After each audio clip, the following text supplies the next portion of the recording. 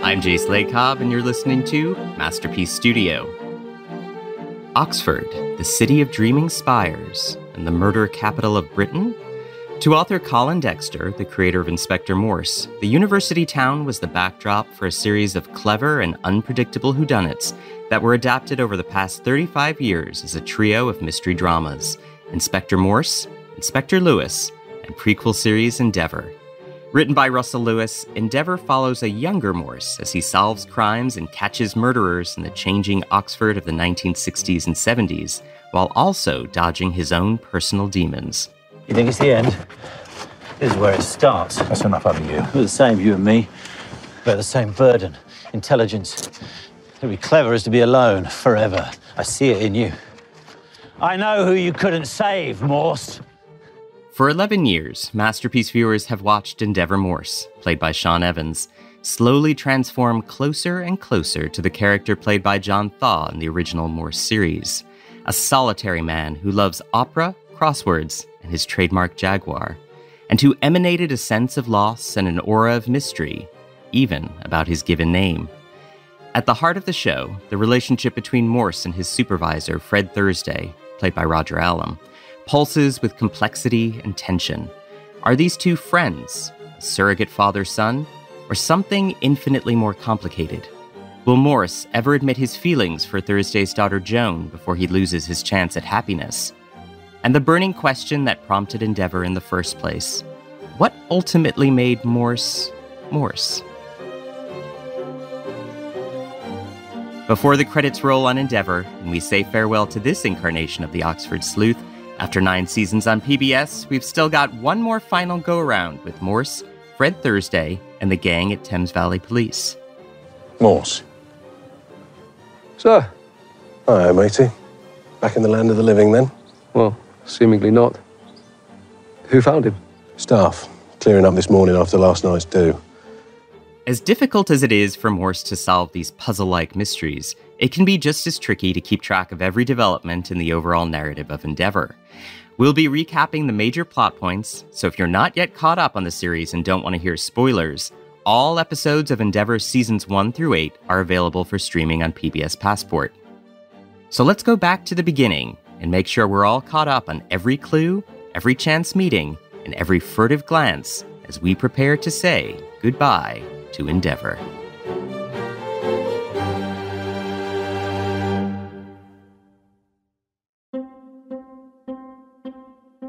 Our series begins with the pilot, as you might expect.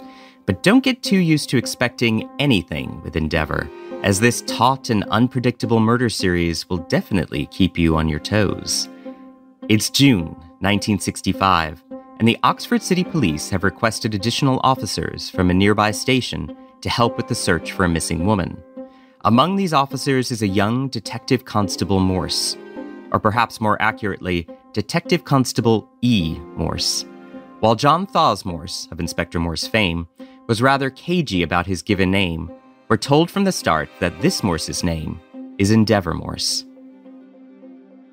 He arrives at the Oxford City Police Station, where he meets Detective Sergeant Arthur Lott. Despite his lowly rank as a detective constable, we quickly learn that, well, even a young Morse will be Morse. Right, door to door. Get that lot circulated. You can't tell from those, but she's a redhead, well developed for her age. Someone would have seen her. Shops, offices, railways, commuters. Commuters? If she left Oxford by train on Saturday afternoon, it was unlikely she'll have been seen by the weekday crowd, wouldn't you think? Well, I don't think. I follow orders. It becomes very clear over the course of Season 1 that what Morse lacks in basic police skills and general soft skills, he more than makes up for with his brilliant deductive reasoning skills. Morse's impressive detective prowess catches the attention of veteran Detective Inspector Fred Thursday. Although Thursday is Morse's boss, the two quickly develop a close bond as Morse is appointed his bagman, a position usually reserved for detective sergeants. Thursday introduces Morse to his wife, Wynne. Yes, that's Fred and Winifred, and adult children Sam and Joan. This picture-perfect home provides a degree of refuge for both Thursday and Morse, offering a respite from the darkness of solving murders and the promise of homemade sandwiches for lunch. We also meet the rest of the crew: Chief Superintendent Bright, D.C. Strange, D.S. Jakes, and the wryly sardonic pathologist Dr. Max de Bryn. By the time the curtain falls on Season 1, Morse has already been dealt his fair share of misfortune. Not only does he get shot while solving a case, but his father also passes away. Rattled by all that's happened, Morse takes some time off for the funeral and to clear his head. Anything you need? I'll be back in a few days. However, Morse's brief leave of absence from Oxford extends well beyond a few days and into a few months. As Season 2 opens, Morse remains quite shaken by the events of his last case, haunted by memories of being shot. But there's no tonic like the distraction of another investigation to get Morse back on the horse. Right, brace yourself. It's a bit, Right. Wait a minute. Name? I'll take your pick. There's about 24 different business cards in his wallet. Morse continues to prove his worth by identifying clues and solving complex cases. His seemingly outlandish theories are often disregarded during the investigations, but when he turns up irrefutable evidence and makes connections no one else does, his colleagues begin to see his unorthodox genius and respect him more as a detective. This is also a season for romance, as Morse begins dating his neighbor, Nurse Monica Hicks. At the same time, a budding romantic tension between Morse and Thursday's daughter Joan keeps us wondering, will they or won't they? Morse's love life isn't the only one on display this season, as Thursday runs into a past love he met years ago during the war. But time has moved on for both lovers. And you. All above everything, I remember you. Your eyes. You can't say these things. You can't. Not to me. I've no one else to say them to. Meanwhile, Constable Strange has failed his sergeant's exam by 3 frustrating points and decides to join the Freemasons in an effort to help his flagging career. There's also talk of merging the Oxford City Police and the Oxfordshire Constabulary into the Thames Valley Police, which Morse fans will recognize as our future Morse's HQ.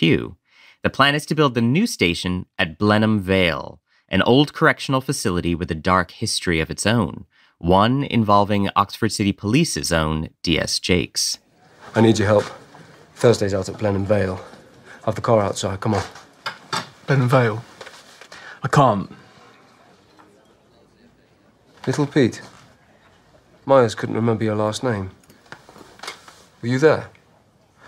To some of us bastards, it's more than just a name. All the while, a police conspiracy lurking in the background finally comes to a climax during a shootout at the abandoned Blenheim Vale facility. Morse and Thursday defend themselves against Assistant Chief Constable Clive Deere, who reveals that he killed the Chief Constable and framed Morse for the murder. Season 2 ends on a somber note, with Thursday shot and Morse arrested and imprisoned for a crime he did not commit.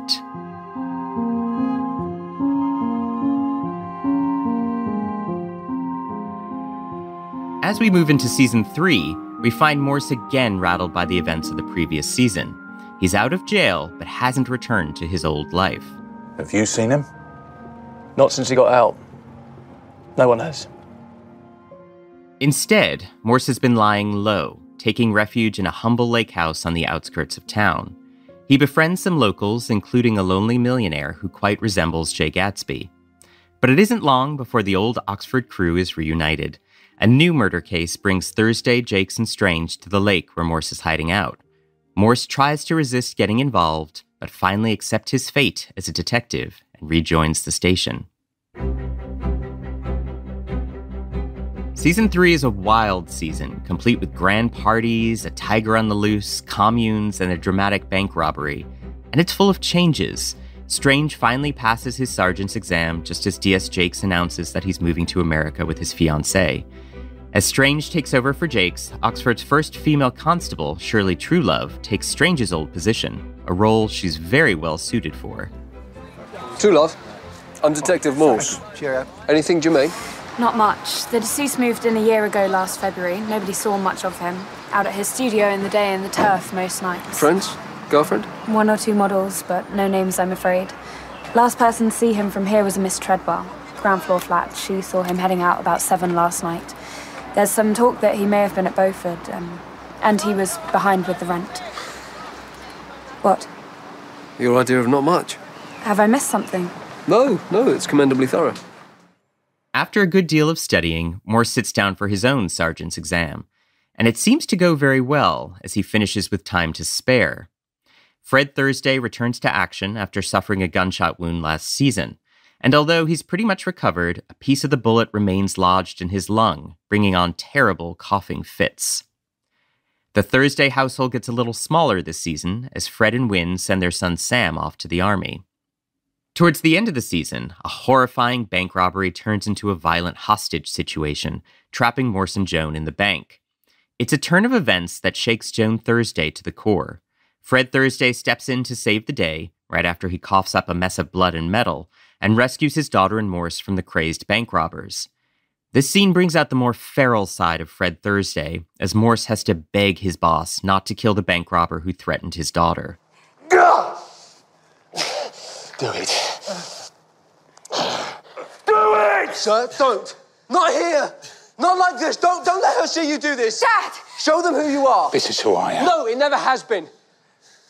We hold the line. If you cross it now, then there's no way back. By the end of the season, Joan slips away from Oxford without a word to her parents about where she's headed. The shock of the bank heist and its aftermath propels Joan away from everything she's known in life until this point. Morse manages to catch her before she departs, but realizes there's nothing he can do to prevent her from leaving.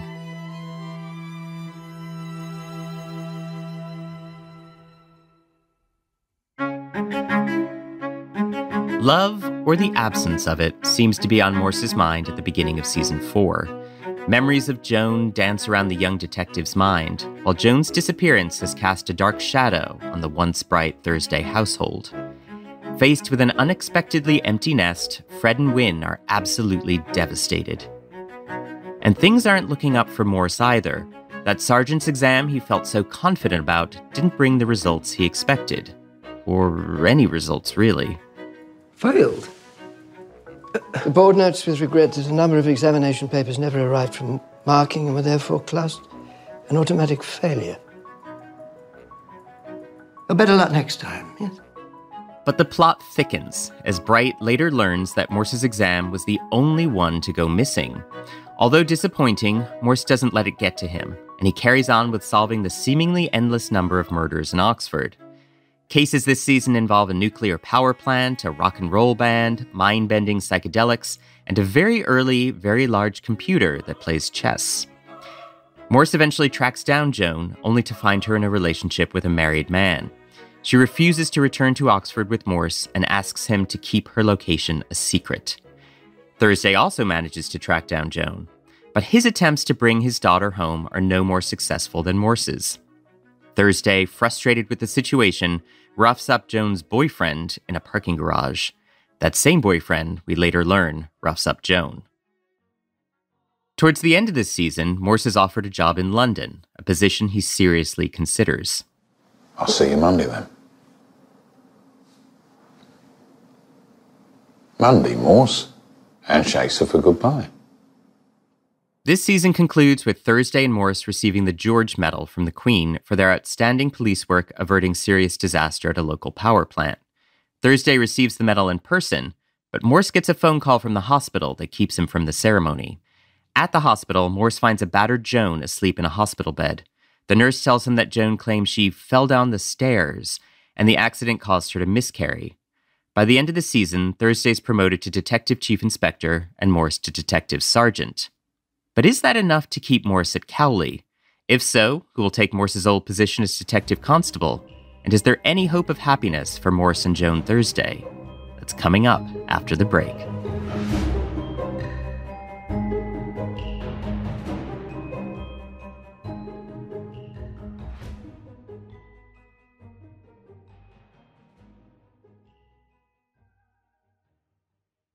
Ocean voyages, expeditions, river journeys. Viking is dedicated to bringing travelers closer to the destination, offering a small ship experience and a shore excursion in every port. Learn more at Viking.com.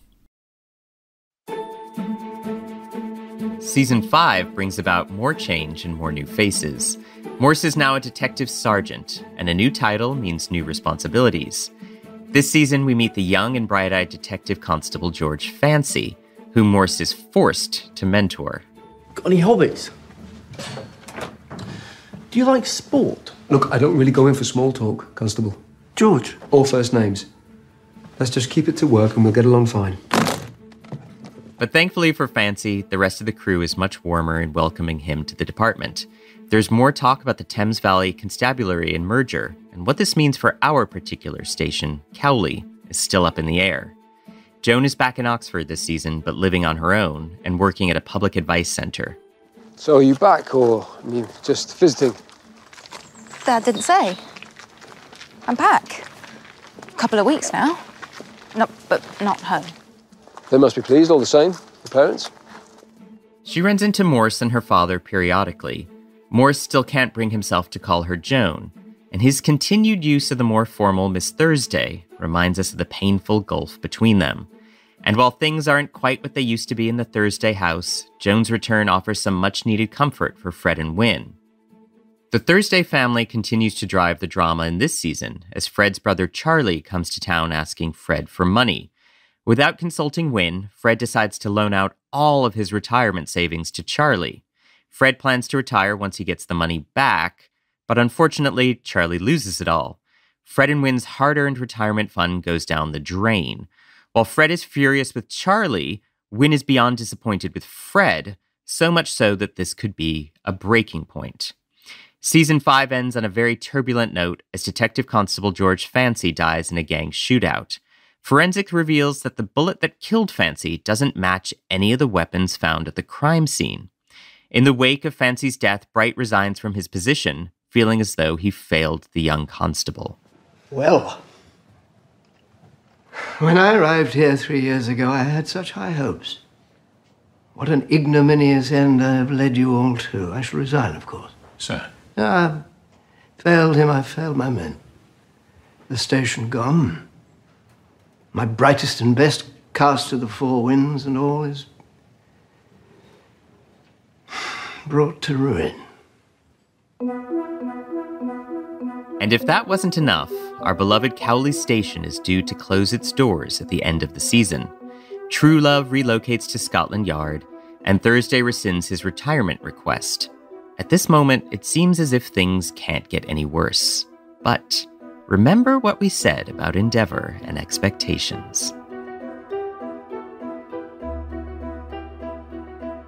So, first things first, Morse has a mustache. New season, new look.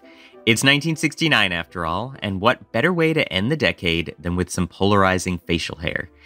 There was a significant shakeup at the end of last season, and the old crew is so spread out with this merger, it's hard to remember the way things used to be. You're settling in all right, are you?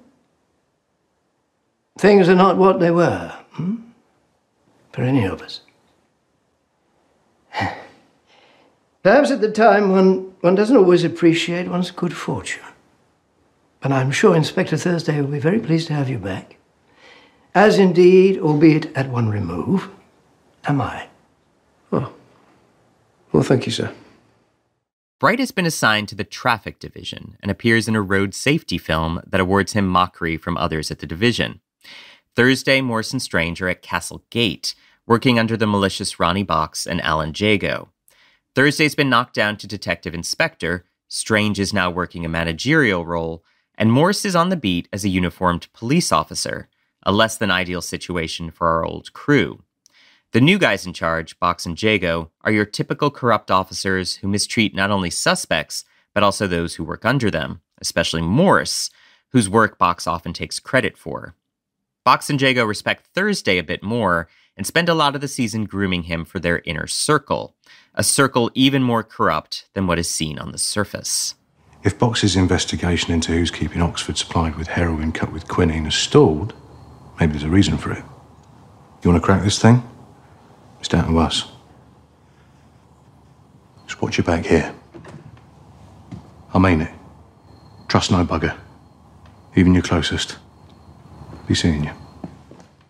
Box and Jago eventually get Thursday onto their unofficial payroll with money that comes from who knows where. In a moment of weakness, Thursday, who's desperate to earn back the retirement money his brother lost and win back, well, his wife Win, he succumbs to the bent coppers and takes the money. George Fancy's murder remains unsolved, and with the way things are going at Castle Gate, Strange, Morse, and DeBryn decide to take the investigation into their own hands. Clues continue to mount, and justice feels as if it is on the horizon. Meanwhile, Morse, being the thorough detective that he is, starts poking around in places that make certain higher-ups uncomfortable. Your boy's sticking his beak in where it's not wanted. You stop him or we will. You don't know Morse.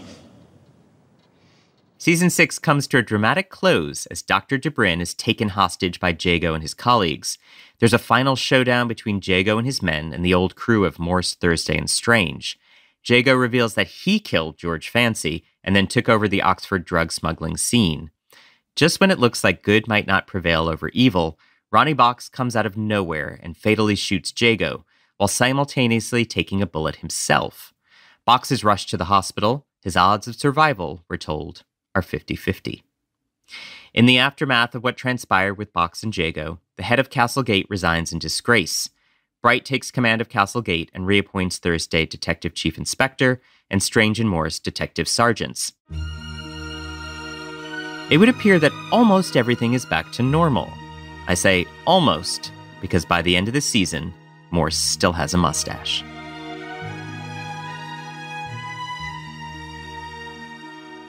Season 7 takes place rather appropriately at the start of 1970.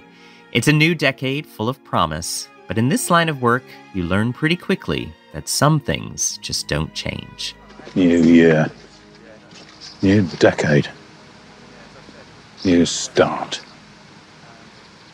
You always hope for better, don't you? Bitter mornings, up in the dark and the cold, and the worst of human nature at the end of it. You start to wonder how many more of these you've got in you. No Morse today? Fortnight's leave. Oh, yeah. Anywhere nice? Morse took some well-earned personal time and rang in the new year in Venice. While at an opera, he meets a young woman named Violetta, with whom he becomes intimately involved. Meanwhile, back in Oxford, several murders pile up on a towpath in town. Morse joins the case once he's back from Venice and is highly critical of how the investigation has been conducted in his absence. His criticisms pointed most sharply at Thursday. The tension between Morse and Thursday builds over the course of the season and reaches an embarrassingly new height in episode 3. Let's not. How's that? Let's not what? Oh, it doesn't matter. No.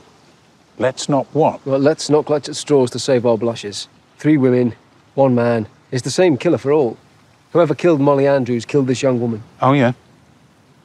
You'd like that to be true, wouldn't you? Show me up, the old man's losing his touch, that it? Well, I didn't say that. You don't need to. But before you get all high and mighty, let's not forget you had all this down for Naomi Cain's killer. Yes, I know. But if we're being honest about it, comes to something like this, you've never really had that much touch to lose, have you? Morse. What's true? This is what I get, is it? I've stuck my neck out for you more than you know. Yes, of course you have. Who wouldn't? Morse and Thursday seem to lock horns more in this season than any other yet, and it reaches a point where Morse puts in a transfer to another station to avoid working alongside Thursday. They're of opposite minds about cases, one in particular concerning multiple freak accidents. Morse considers it serious, while Thursday brushes them off as coincidences. Morse meets a man named Ludo, a fellow opera lover and wine connoisseur who quickly befriends Morse. And much to Morse's surprise, while at Ludo's house, he finds out Ludo's wife is none other than Violetta, the woman Morse met in Venice. Although he resists at first, Violetta and Morse pick up where they left off, this time in Oxford, and this time knowing what's at stake. All the while, Morse stays hot on the trail of these freak accidents, and he believes he knows the how and why of it, but not yet the who. It's looking more and more like some type of insurance scam disguised as careless accidents, and unfortunately, the most recent victim is Mr. Bright's own wife. Dorothea Fraser just telephoned my office. There's been an accident. What? Your wife, sir.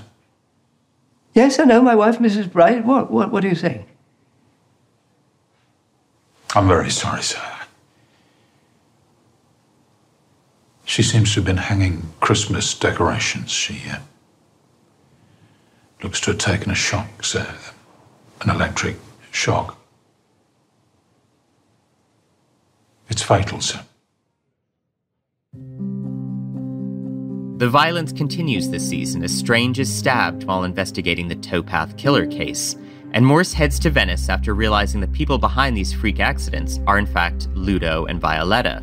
But before he leaves, he sends Joan Thursday a letter for her father with all of the evidence behind the insurance scam.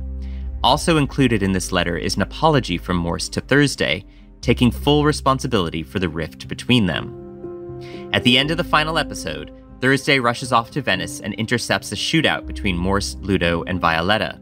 The season ends with Ludo dead and Violetta dramatically dying in Morse's arms.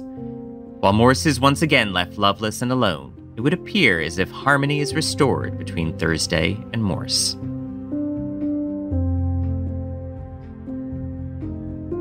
At last, we come to our most recent season, Season 8. Years spent solving murders would take a toll on anyone, but it seems to be particularly taxing on Oxford's brightest detective. Morse has been calling in sick on a regular basis because he's either too drunk or too hungover to come to work. Where's Morse in all this? One can generally depend upon him to contribute something useful. He's off sick, sir. He was off sick several days last month, wasn't he? Has he seen anyone? Not that I know, sir. He's just a bit run down, I expect. I'm no fool, Thursday, and nor are you. He's not been himself for quite some time. Detective Sergeant Strange returns to duty after some time spent recovering from his stab wound last season, and he musters up the courage to ask his boss's daughter, Joan Thursday, out on a date, which quickly turns into two. As if to balance out the sunshine of young love, this season takes another dark turn as Endless D, Sam Thursday, goes AWOL, throwing Fred, Wynne, and Joan into a spiral of doubt and uncertainty. It takes all of Fred's willpower not to step in and try to help locate his son. Although this season is only 3 episodes long, it spans almost the entirety of 1971, beginning in January and ending in November. We see cases involving a nudist colony, professional football stars, exploding packages, and a cozy, Shining-esque snowstorm murder mystery. But despite all of that excitement, what seems to be most front and center this season is Morse's mental health. You've 4 weeks leave, Amy. Mr. Bright thinks you should take it now, and so do I. Deal with whatever you need to deal with. The force has people who can help. If you need it, places you can go. What do you mean, places I can go? Sorry, what are you talking about? Christ. You want me to spell it out? I told you, the drink's a good servant, but a poor master.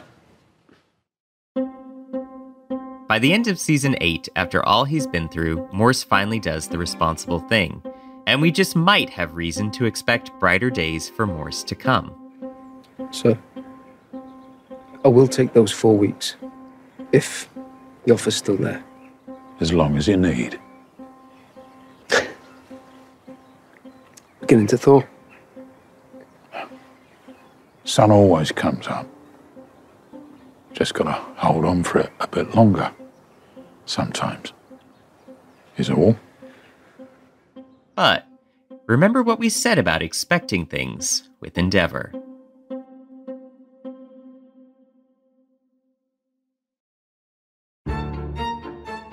This Sunday, Morse, Thursday, and the old crew get together for one final round of investigations. And as for what happens next... What of your own future? Well, I suppose I'm undecided, sir. I suppose I thought things would just go on, but then they don't. The final season begins Sunday, June 18th, 2023 at 9 p.m. Eastern. Support your local PBS station and stream all previous Endeavour episodes with PBS Passport. Visit pbs.org to learn more.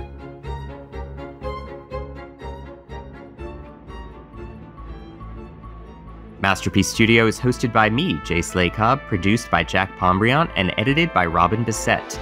Elishaba Etup is our sound designer. The executive producer for Masterpiece is Suzanne Simpson.